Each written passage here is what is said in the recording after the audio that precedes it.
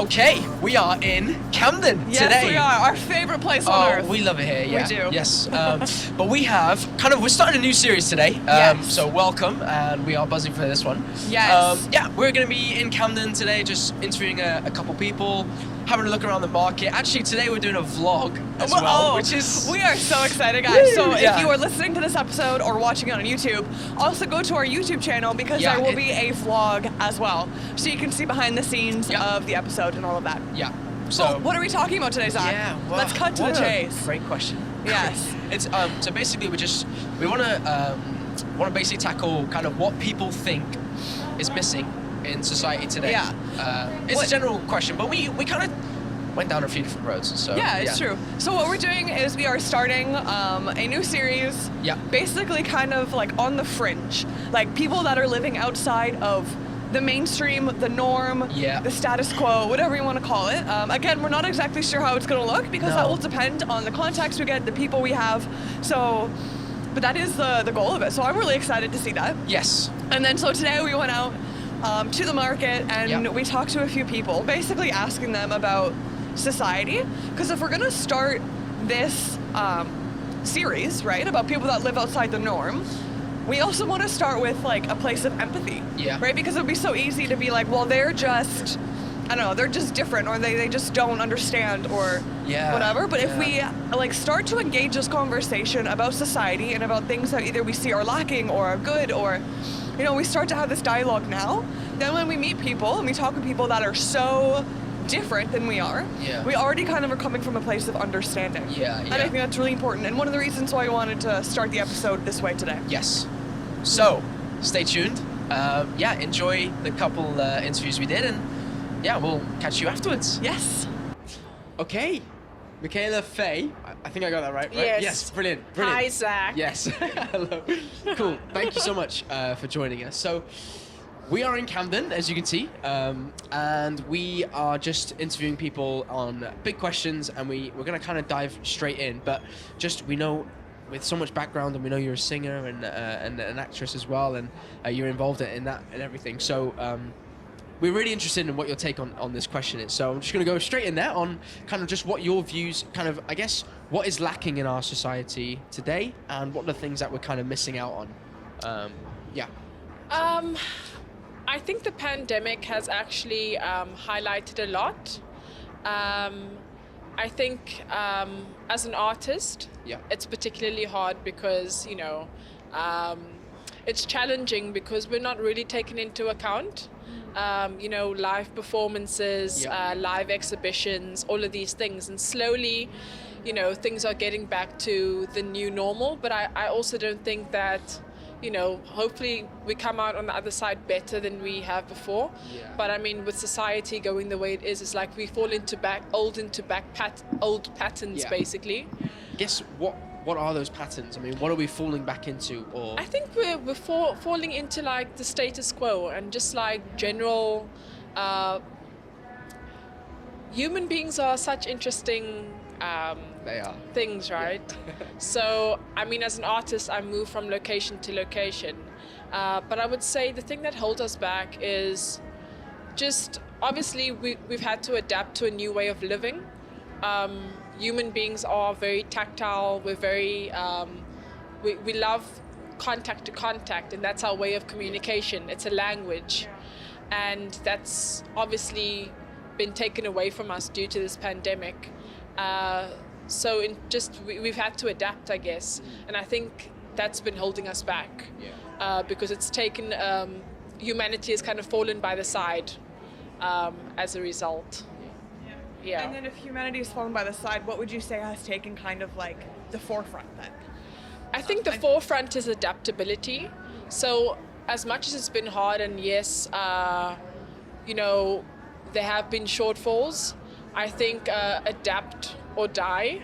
Like, I know that sounds really hard, but it's like you have to adapt to the new way of living. And, you know, with technology also moving as rapidly as it is, it sort of changes the paradigm which we have to adapt to.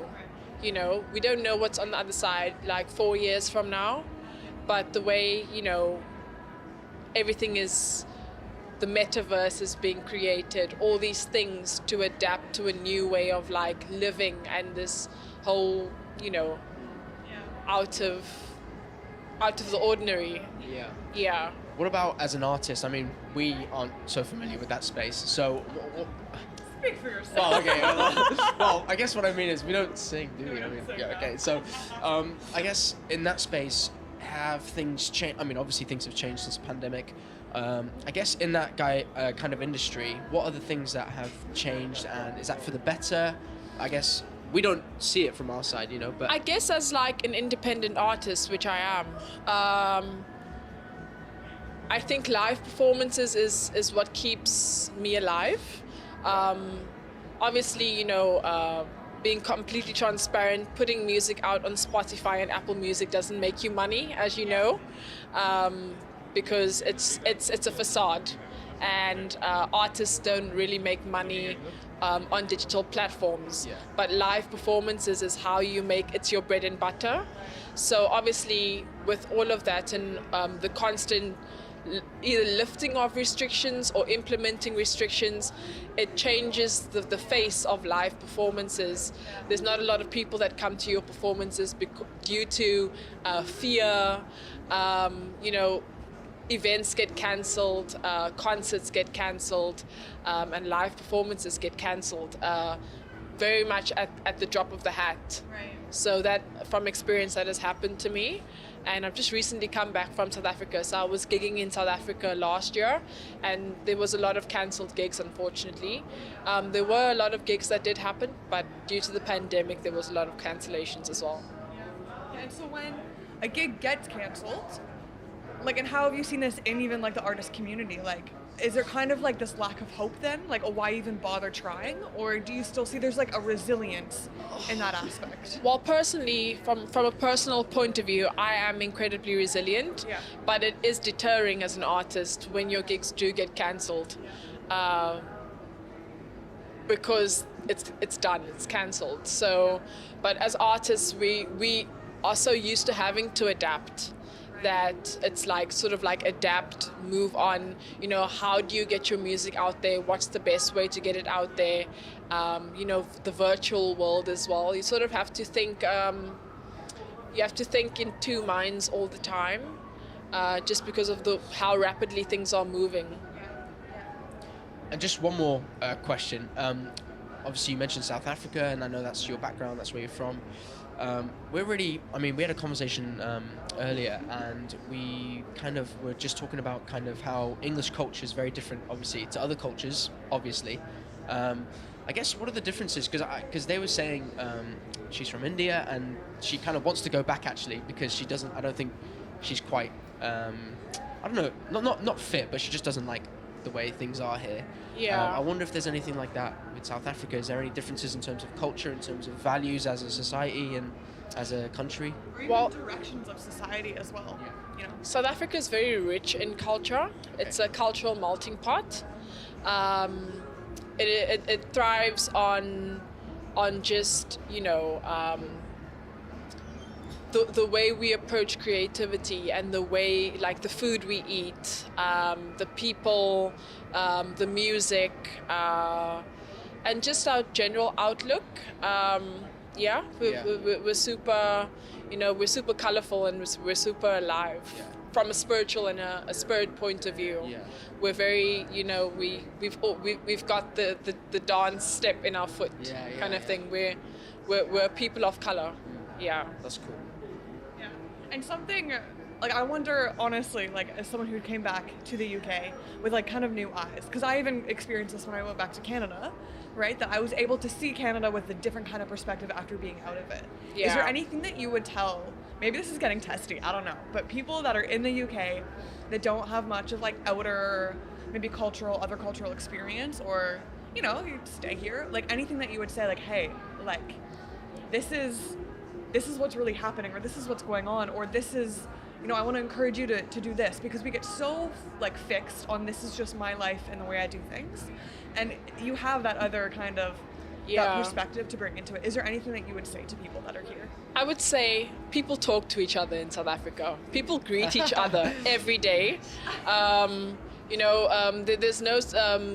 We respect our elders, for example. We greet older people. We are very, social people. And I think that's one thing that Britain can take out of the book of South Africa is that we love to interact with people. And, from the way we eat as a community.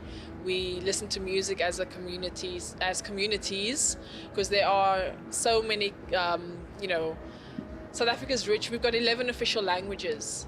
Yeah. So, we're very friendly people. Yeah. From you. Yeah. Brilliant. Thank you so much. Yeah, really appreciate your time. Thank you so much. Yes. Now, before we leave, Michaela, as a singer-songwriter / actress / painter, how can we find your work? This is your chance now to plug yourself. Shameless plug. Go for Shameless plug. Go for it. Yeah. Okay, my name is Michaela Faye.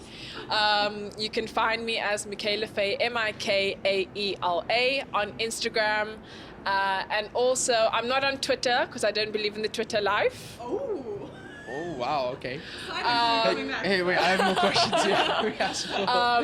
I keep it to interviews so you can get to know me. I don't like yapping on Twitter. Anyways, and so Instagram is my main platform, and I'm releasing a new project coming soon. I'm not going to give too much away, but yeah.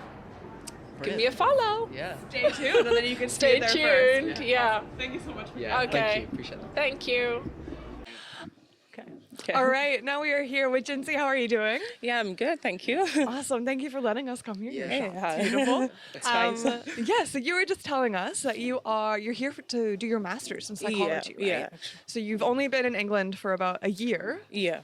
Yeah. Approximately a year. It's That's gonna be a amazing. year by March. Yeah. Yes, and you are from India. Yeah, from India. Amazing. The south part of India. Which is quite warm, right? Yeah, it's quite warm and humid. Like it's a nice climate and it's a nice place to be in. Yes. Opposite Yeah. to this currently. Yeah. It is cold today. Yeah. Like adjusting to the climate changes, it's a bit difficult, but yeah, it's nice. Yes. All right. So the question that we're going around and asking people today is basically, what do you find that is in society that is maybe worrying you, or something that you see? Okay, maybe if we continue down this way, this might not be good for us long term. And of course, you have a multicultural perspective of that as well. Yeah. So just kind of wondering your thoughts on that. Actually, India is full of like diversity and different cultures and everything. It's a nice place to live in, actually, with all the different culture, different like rituals and everything. But there are like a lot of disadvantages in the society and in the whole place. There is like limited opportunities, which actually brought me here, to be honest. And then there is like the massive population. There is like half of the population is of youngsters, which is like of my age. So all of them are competing for a job. And I came here because of the realization that there is no point staying in a place like this. We have to go to some other places for better life or better opportunity or something. So that's actually brought me here. And then there is like this reservation system, which is really bad. There is this reservation system based on your caste and religion and everything. So if you are born in a low caste or something, there's a more better chance to get enrolled to a college or uni. So if you are having the same grade, that doesn't make any sense. If you are in a low caste, you can get into a college or uni. Right. And if you belong to a general category, it's very hard for you to get something which you really wanted. So that's something that have a lot of bad impact on. Yeah. So there is a lot of students coming from India to abroad places like in UK, Australia, all these places. All not because they really want to, but they want to have a better future or like a better opportunity, better life experience and everything. So I actually hold a master degree already when I was before coming here, and then I came here for another master's, and it doesn't feel good if you are in a place like this with all your qualifications, but you still want to get rid of that place and to be in another place to have another life and everything. So I think that's a situation that every Indians or like a student coming from India faces.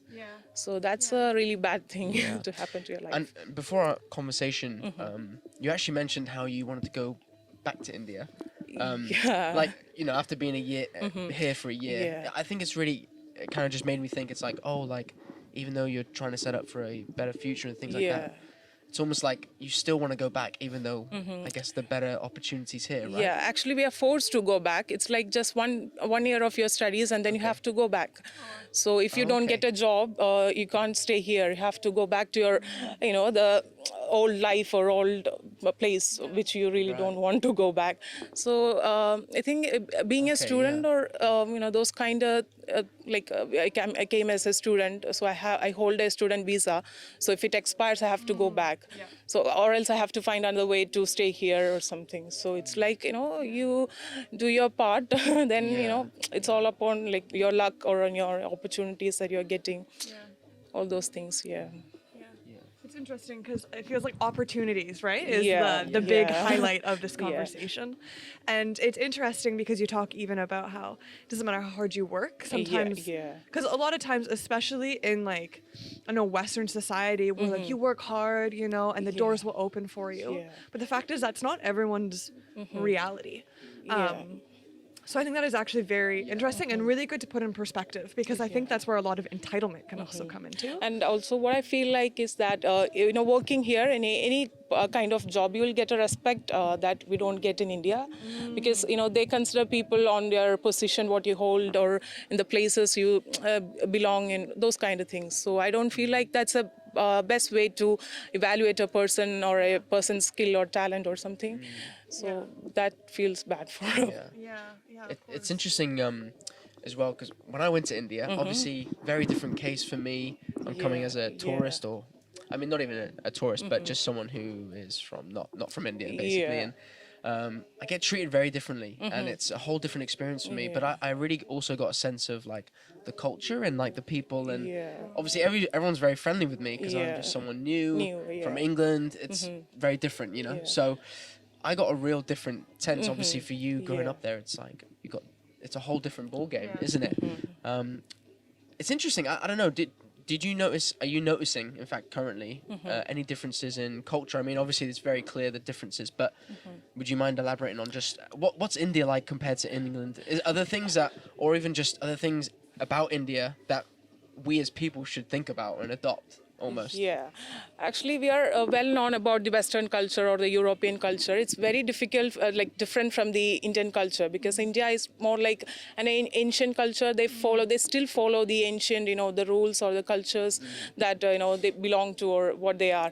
But it's a bit odd for like these young people who are like more attracted to the European culture or the Western culture, because everyone wants their own choice, or they want to follow their own life or life choices. They want their freedom, which is completely denied in a country like India. I think so. Basically, when I come here, my parents don't want me to go to a different place or something, but they still think that if you still believe it's your the option you can get for your better life or future, then you can go for it, because you don't want to stay here in this place. If you're feeling not okay with all these things happening around you, then you can choose your life. It's okay, but you still have to struggle.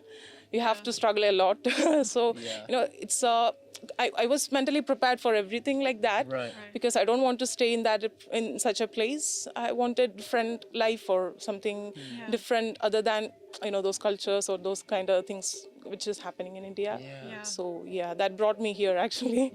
I believe most of the students or the people who are really tired of the things happening around them, that brought them here in a different place, in a different situation, with all these hardships and sufferings and struggles. I believe so. it's super cool to meet people. Like, honestly, this market is nuts. Just because Yeah. you meet so many people with different backgrounds and such cool stories. Yeah, honestly. everyone has their own stories, I guess. Yeah, it's really cool. Yeah. It's funny. Like, I mean, we'll wrap this up, but it's super interesting because, you know, you come here Yeah. because obviously for the better life, and I'm thinking, man, I want to go there because of everything that they've got going on there. I love India, so yeah, it's just weird perspective. It's super interesting. Yeah. But yeah, thank you so much. Have you got any other questions or? That's good. No, Unless you have yeah. any other final thoughts on England as a society? Is there anything from like Indian culture that you think would be beneficial for like the English culture? Anything that you could think of that's I don't think that they have some other culture have to adopt it from any other culture. All cultures are different in their own ways. So India is different in its own way, and like UK or England is different on its own way. So there are different people who want to stick on to the ancient culture or those kind of things, but there are people who want to explore a different thing or this kind of culture. So it depends on people, I guess, and I think the European people are already like okay with their culture. They love all other cultures. They welcome all other cultures, but I don't think that Indian culture is something good to adapt or something like that. Yeah. You can have a look at it from a safe distance. That's okay, but adapting is very it's a bit odd. Yeah. Brilliant. Thank you. Yeah, thank you so much. Appreciate Thank your you. time. Thank you. Right. What a great. You know what? It was actually, honestly, that was eye-opening because people with different backgrounds into different stuff.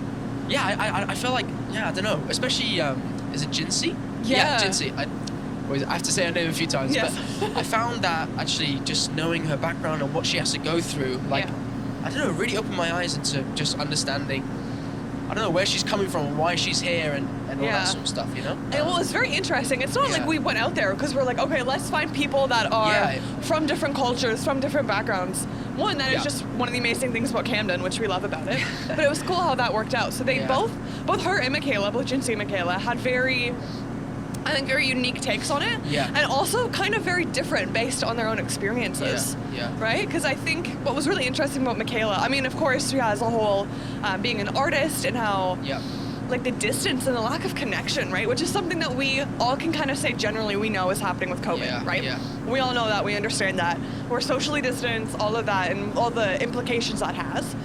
But you think about these people's livelihoods as well, performers and shows being canceled. This is a couple years on now, right? Yeah. Where I'm still even big celebrities, they're postponing shows and tour dates. Yeah. And you don't really think about that in A, livelihood, but B, the connection. We can all go into our own little worlds and put on Spotify and listen to an artist, but then we're isolating ourselves from everyone else. Yeah. But to actually be there in the show, like there's something way more powerful than that because you're united together. Yeah. Which I thought was really cool. Yeah. That was my side note, by the way.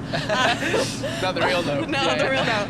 But what was very interesting to me was how she was saying like the warmth, I guess it goes with connection of South Africa and how like people like in England don't really have that, and I think we can both attest to that. It's less of a warm culture than South Africa for sure. Yeah. And so she was talking about all the points that the UK should adopt.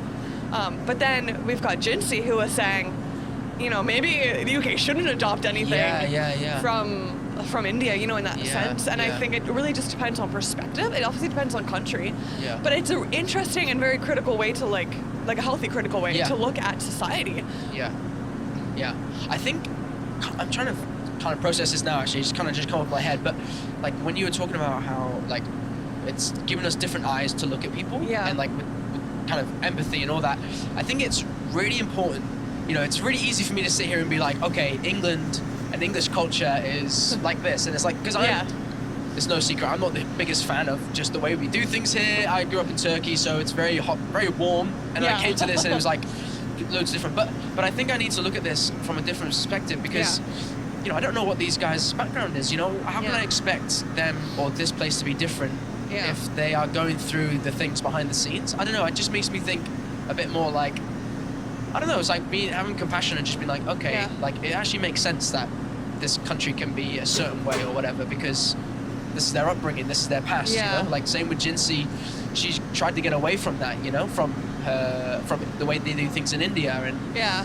I don't know, it just really made me think, okay, like I need to have more compassion on, Yeah, on and it that. would really depend on people's experience. You know, I'm sure even like, for example, for me from Canada, you could get like 10 Canadians lined up Yeah. and we'd all have a very different opinion Yeah. on what should be adopted or what should be left alone, you know, or what should be Yeah. modeled, and because everyone has different experience as well. Yeah. And I definitely know that I came into both those conversations with some preconceived notions. Yeah. And then realized after, oh, okay, maybe like. Yeah, honestly, yeah, Maybe I felt like that wasn't as well. right. Yeah, like- yeah, literally. Yeah. Honestly, I really felt like that as well. And another bit. Oh, what was I gonna add? I had You one got more it? thought, but Tip of your tongue. I got another thought, so I'll okay, say my you thought go and then up, you can do it. Bye. Amazing. This was actually off camera, but Michaela and I were talking about, because I was asking like, hey, like from South Africa, like I know, you know, because she was stuck there. Well, during COVID, right? Yeah. Right. And then obviously it was on the red list and all of Yeah, that. yeah. And I kind of like said like, hey, like I know what happened from like the UK's point of view, you know, from our media's point of view. Yeah. And she kind of made this offhanded comment about like, yeah, well, you know, it's definitely different because the media manipulates things. Yeah. And I was thinking even how that, Yeah. obviously one of my favorite little topics, I'll try not to go Touch too much the into it. nerve, yeah. I know. But how even that will change the way that we perceive other cultures and other societies. Yeah. And to be aware that the fact that, okay, maybe what the information I'm receiving is actually not accurate to what is actually happening. Yeah. And I think that is something else we need to keep in mind, whether it's government systems or political systems, or when you hear about a different country, you know, especially with South Africa and everything that was going on with COVID, like that was a big thing. Huge, yeah. Yeah. But even with like just people, you know, maybe people you see in the streets, like what is the information I'm receiving biased or manipulated or warped in some way? Yeah. Right? Yeah, for sure, yeah. Yeah, the other thing I remember now, was just, I think, was just showing myself like, okay, I need to appreciate what we do have as a culture. You know, she was saying like, we don't need to adopt different things. Like, it's kind of special that we're different. Yeah. Now, not to say that we shouldn't be changing as well, because, you know, whatever. But it's also highlighting the fact that we should also appreciate kind of what our cultures do have and what our strengths are almost, you know, and focusing on that a bit. So, yeah. And I guess as we're talking about that too, what it's making me think about is it's so easy to say, I wish we would change and be like this or change and be like that. Yeah. Instead of like, well, we have this. How can we make this better? Like, how can we develop this? Yeah. Do you know what I mean? It's so easy to focus on like the negatives. Even, I mean, that goes for all areas of life. Like, even looking at myself, it's like, oh, I'm only thinking about the things I need to improve on. Yeah. And you forget about the value and stuff like that, you know? So, yeah, absolutely. So, yeah, it's interesting. It's super so cool, interesting. Super cool, yeah. Well, that is our episode wrap. Yeah. Timo. Again, we hope that this is kind of like a really good like appetizer, shall we say, or maybe a palate cleanser. I don't really know. Yeah. I don't know. From previous episodes, I don't know. Yeah. But yeah, that this will hopefully get you to start thinking about society at large in different societies. Yeah. And maybe engage with conversation as well, as we always encourage with people around you, to be empathetic, but to also understand that everyone has a different experience. Yeah. So as we kind of dive into this next, you know, few weeks of interviews, and we're hoping to get some real good and spicy ones. Yes, we are. Remember that everyone like has lived a different experience that led them to where they are, and I think that is something that I really, I guess, learned anew today. Yeah, so, for sure. Yeah. Brilliant. Awesome. Well, catch us next week, team. Yes, but before then, where can they catch us? Oh, the Anchor of the Week on Instagram. And on TikTok. Yes. Oh, yeah, don't forget TikTok. And all podcast platforms. Yeah, yes. We're on YouTube and everything, so. And don't forget to watch our vlog, y'all. Watch the vlog, team. Yeah. All right, we will see you soon. All right.